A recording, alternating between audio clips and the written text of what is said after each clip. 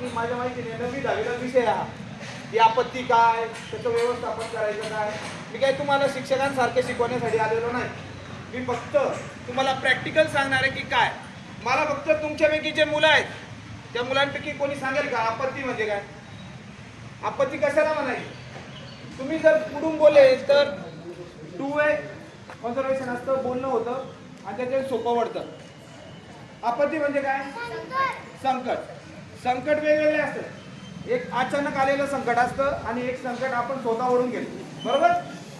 उंच ठिकाणी चढायचं, सीडी नाही आपल्याकडे आणि आपण चढलो आणि खाली पडणार आहे आपल्याला माहिती आहे, म्हणजे आपण स्वतःहून ओढून घेतलेलं संकट आहे.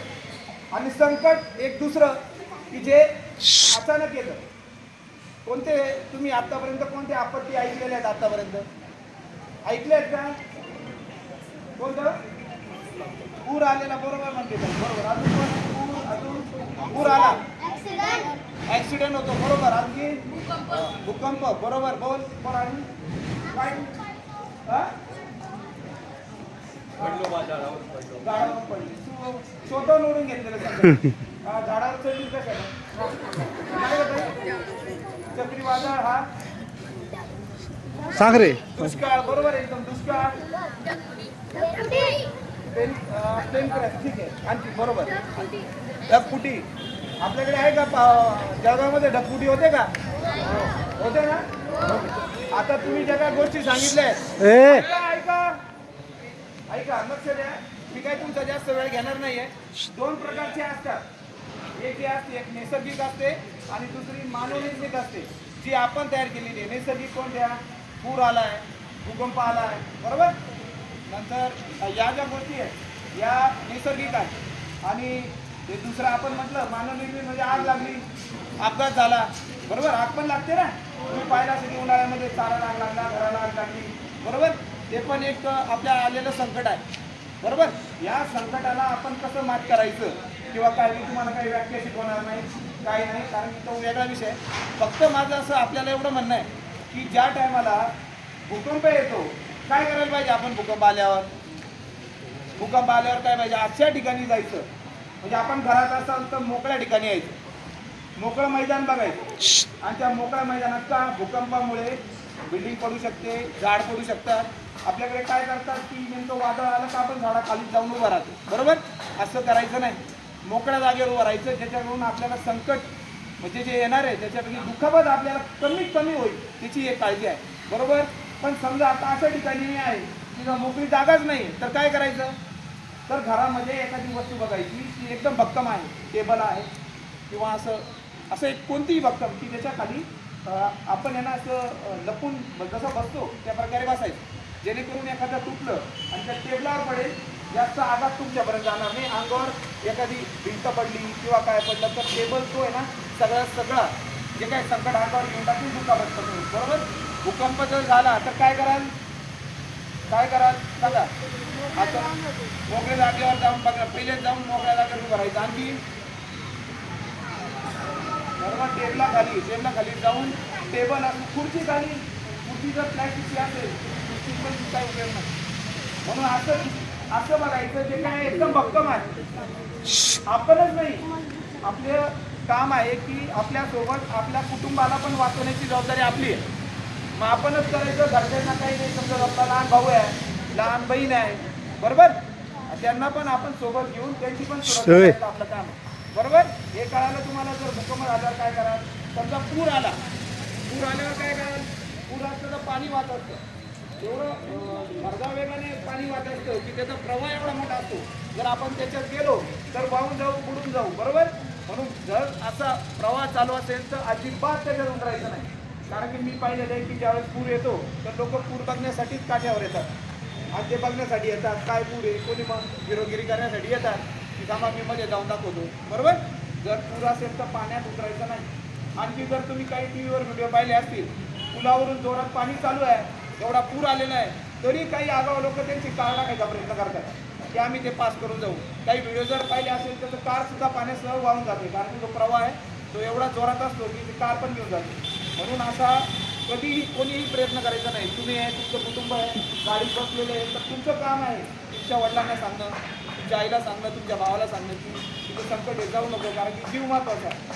आता समजा तुम्ही पुरामध्ये अटकून गेले तर काय करा, कोरड्या जागेवर थांबायचं. कधी कोरड्या, पाणी चालू आहे त्याच्यात उभं राहायचं नाही. तुम्ही उंच बघायचं, ज्या ठिकाणी समजा तुम्ही पाणी वाहतंय वरती एक टेकडी, त्या टेकडीवर बसून राहायचं, वाट बघायची.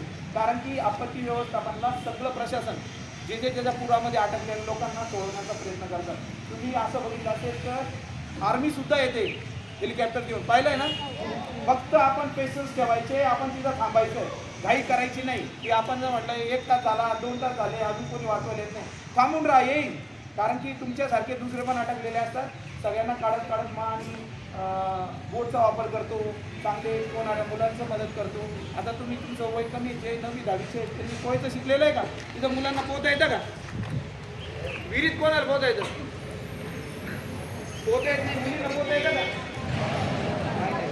ऐका, पोहता येतं, बरोबर? ऐका, हात खाली करा, पोहणं हे शिकून घ्या. म्हणजे मुलींना का असताना किंवा मुलांना हे महत्वाचं आहे. पोहता येणं म्हणजे जर तुम्ही ऑब्झर्व केलं, ऐका ऐका, जर तुम्ही लक्ष दिलं, जर पाण्यामध्ये तुम्ही तुमचं शरीर पूर्ण सोडून दिलं, ते ॲटोमॅटिक तरंगतं. कोणी घेतलं आहे पोरांनी, पाहिलंय का? हात लावायला सुद्धा करत नाही, अंग सोडून द्यायचं, ॲटोमॅटिक बॉडी तरंगते. म्हणजे आपल्या शरीराची हवा आहे, फुफ्फुसात हवा, ती आपल्याला करते. पण आपण घाबरलो की त्याच्यामुळे आपला मृत्यू होतो, आपल्या नाका तोंडात पाणी जाऊनच माणूस मरतो. तुम्ही जर पोहायचं शिकायचं असेल तर सगळ्यात मोठी ट्रेंड आहे, अंग पूर्ण सोडून द्या, ॲटोमॅटिक तुम्हाला अंग बॉडी ताणायला लागते. जेव्हा कॉन्फिडन्स वाढला, पोहायचं शिकून घेतील सर्वजण. पण एकटं नाही, सगळ्या घरच्यांच्या निगराणीमध्ये करायचं आहे. नाही तर साहेबांनी सांगितलंय उद्या मुलं डायरेक्ट तुम्ही डोळी मारून पोहायला सुरुवात करतो, असं काही करायचं नाही. ते आपल्या सुरक्षेसाठी. आपण विहीर हे आपत्ती नाही, आपण पुराचं सांगतो, विहिरीमध्ये आनंदासाठी फक्त करतो, बरोबर? या गोष्टी हे पोहणं शिकून घ्या.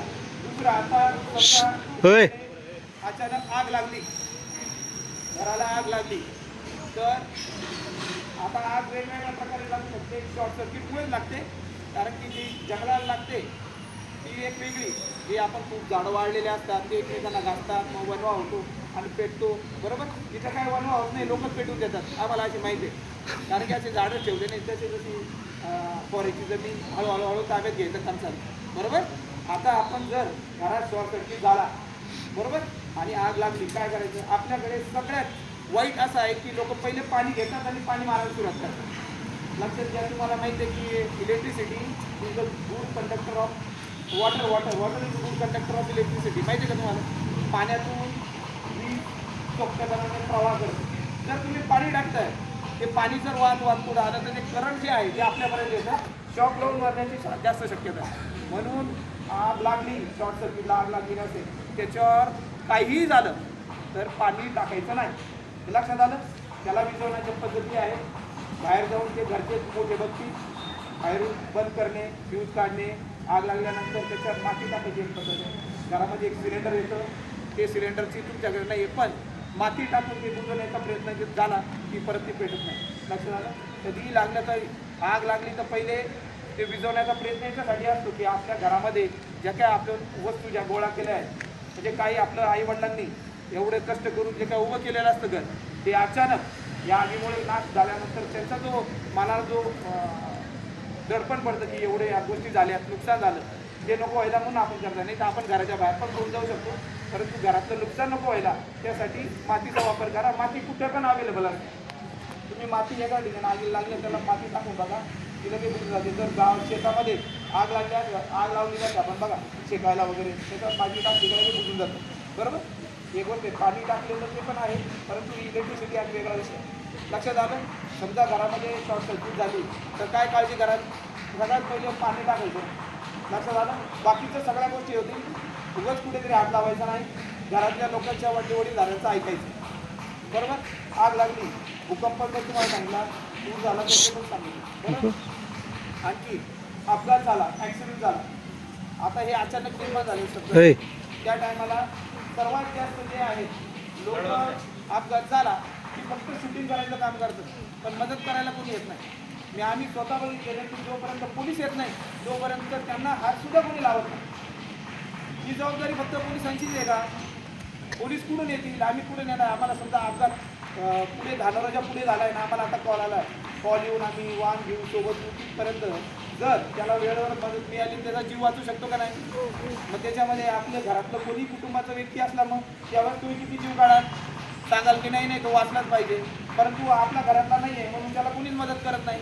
कमीत कमी एखाद्याला दुखापत झालेली असेल तर कमीत कमी त्याला हायवेपासून कमीत कमी रस्त्याच्या बाजूला तरी घ्या.